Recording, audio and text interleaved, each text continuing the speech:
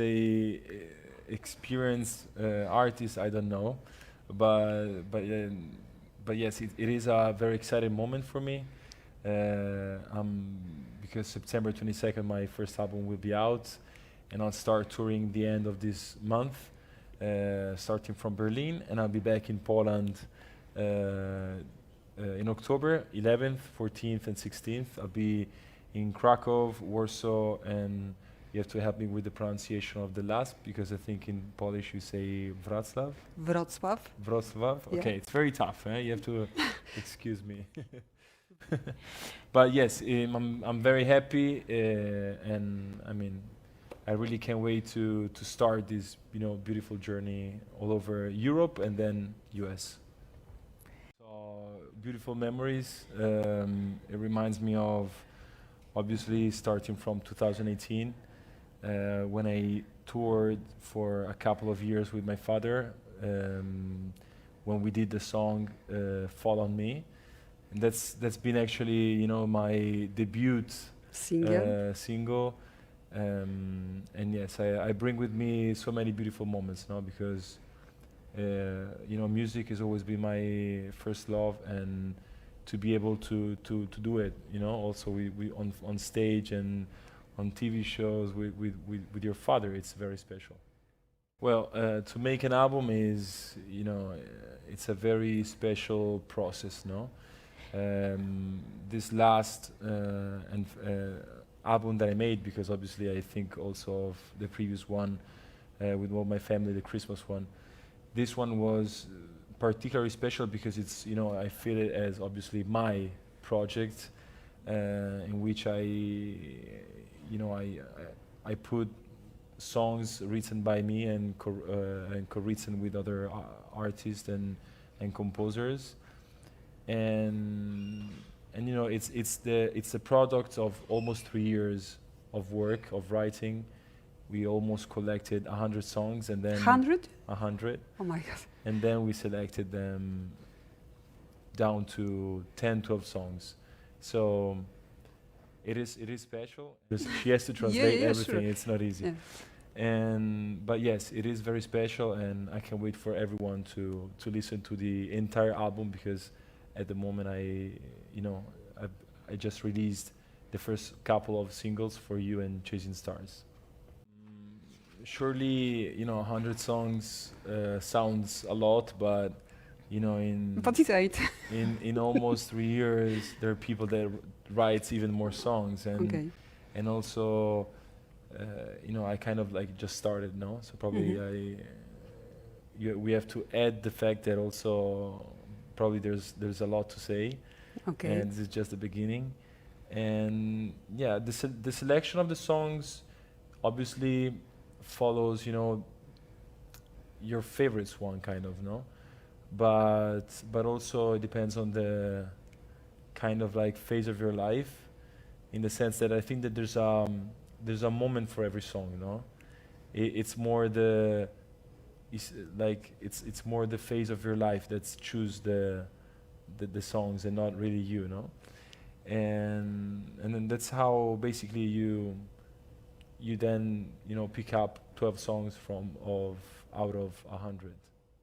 That when we write music, obviously every song, let's say, born in its own way, but it really also depends on what you're looking for, in the sense that I think it's nice and fun to write with in different ways, with different instruments. There are people, sometimes my main instrument is piano, so most of them comes from playing the piano, and I mostly start from that instrument.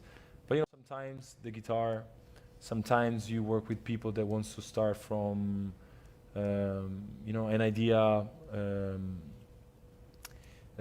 from the computer, playing some chords for the piano and adding some sounds on.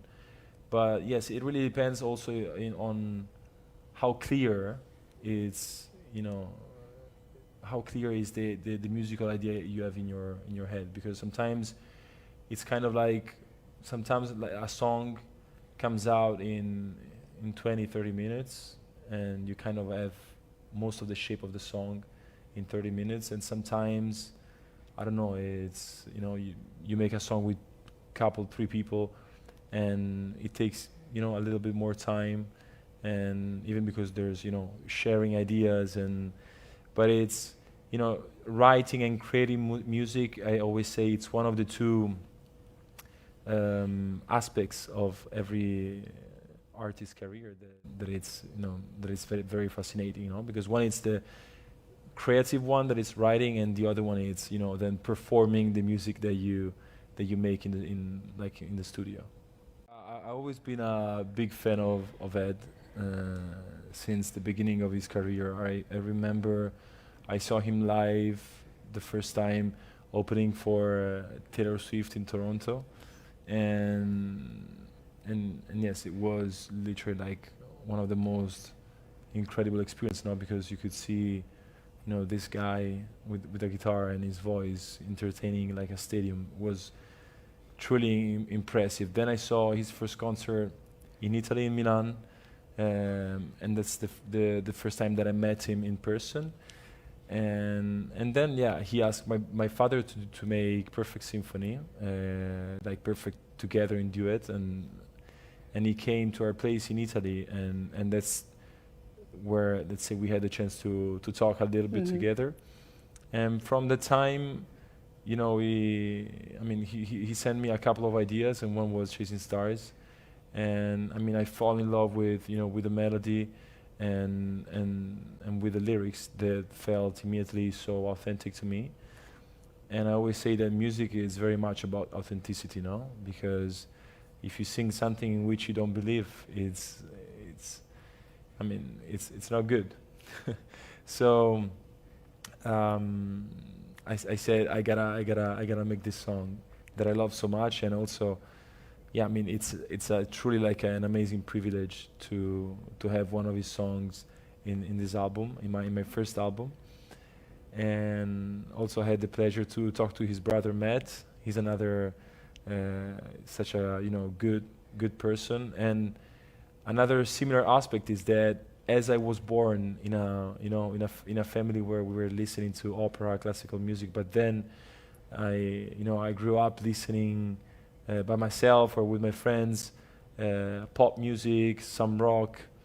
At the same time, this song Chasing Stars was born from 2 brothers that actually likes different type of music, because Matt comes from a classical background and Ed has always been into pop and rap.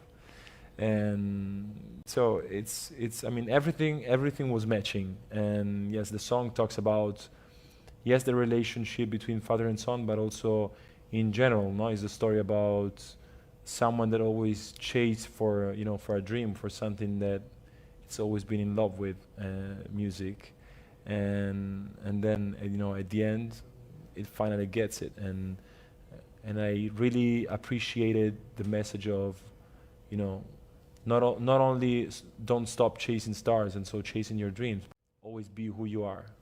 And be who you are is a sentence that I think, especially music, because music wants authenticity, as I was saying, and otherwise you don't connect with people. But also I think it's a beautiful sentence for life in general. We never have to change our way of being, and especially to not be influenced by things around us. So I think it's very important. I think it was important for me to bring both languages, because first of all, I've always been fascinated by both the English and American music, and we have a lot to learn from them. And but also, as you can imagine, being Italian, I was listening to a lot of Italian music, especially the one from 60s to 90s. And I think that it would be a mistake, to try to copy someone else. It's very important to never forget your roots, to remember from where you come, which is your culture, And this is why at the end I really wanted to bring, both languages on my album. I already had the pleasure to start my career with my father in a duet, and also I did a song in 3 versions: Italian, Spanish, and English. The song is called in English "Until She's Gone." I did it with Sebastian Yatra. That's been another, very nice artist. Not only amazing in all the success he received, but also as a human being. But for this precise project, Bart has been definitely a very important person for me, in getting the right vocals. I also have my father's historical sound engineer, Pierpaolo Guerrini. He's the person that followed all my growth. I remember recording the first things with him, so he knows both, my more classical sides, but also the more pop one. For the Italian ones, the project has been followed by Michele Canova, another amazing producer. And so yes, I had a lot of people to who I could talk to and ask for opinions, and once again, the making of an album is very exciting, because we share a lot of ideas, but obviously then at the end it's your album, so you gotta be convinced of what you do. No, the final has, it's always, I think, the artist, no? So in this case it's obviously me, because I have to bring the songs on stage and perform them, so I gotta be satisfied and happy of the result. But I also think that the teamwork is very important. Like an album, you don't make it like in a week. No, the album is the writing that you make, as I told you, during the years. It's about getting the right vocals, and sometimes you just keep the demo because the demo has special takes, like a special vibe, a special energy. But also, I kind of like kept like a week to focus just on the vocals, and those, yes, were kind of pretty tough, like a tough week with no fun, in the sense that you have to be focused and you have to be sure that you got all the takes with the right energy, and then the production. But the production, obviously I'm not a producer. I just give the inputs and the way I'd like the songs to sound, and that's it. So it's a process that it's you kind of have time between one thing and the other, to have fun. No, I mean, to be the son of a well-known singer has his positive. Well-known. Yeah. Understatement. Well said. Has his positive and negative aspect. No, positive because obviously I've been able to to have a lot of good tips. For example, about the vocal technique, how to approach the audience, like a TV, and it's a big luck to have someone like him. But obviously at the same time, people has a lot of expectation. People's way of thinking is he's the son of the star Matteo Bocelli, so I'm sure he'll be kind of the same level, no? But it takes time to develop, and also people sees you in the same with the same genre of music. So I knew that I would have had a lot of people from him expecting me to sing opera, and yes, it's something that I'll never forget, that I'll always bring with me, because it's a sort of second language that I got, because I also studied for classical music, for opera. But everyone has his own path, and and so it takes, it takes time to also understand where you want to go with the sound and with the project in general. And so, I mean, we'll see. But for on my live shows, I'll bring obviously the music from my album, but also I'll be performing some classical songs. I mean, some classic that everybody knows, but also probably I'll give some taste of my, let's say, operatic way of singing.